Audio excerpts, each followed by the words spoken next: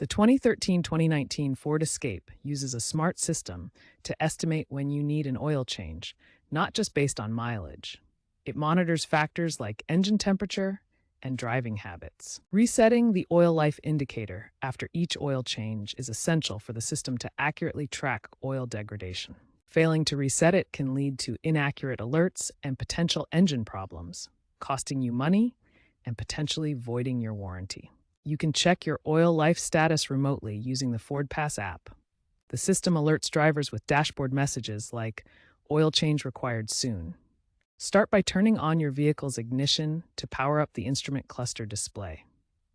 Use the steering wheel controls to access the settings menu on the instrument cluster. Look for vehicle or maintenance options within the settings menu. Choose Oil Life Reset or similar option from the menu. Follow on-screen prompts, usually holding OK button to confirm. For Sync 3 models, use touchscreen under Maintenance, Oil Life, or try voice command Reset Oil Life. Always check oil level first.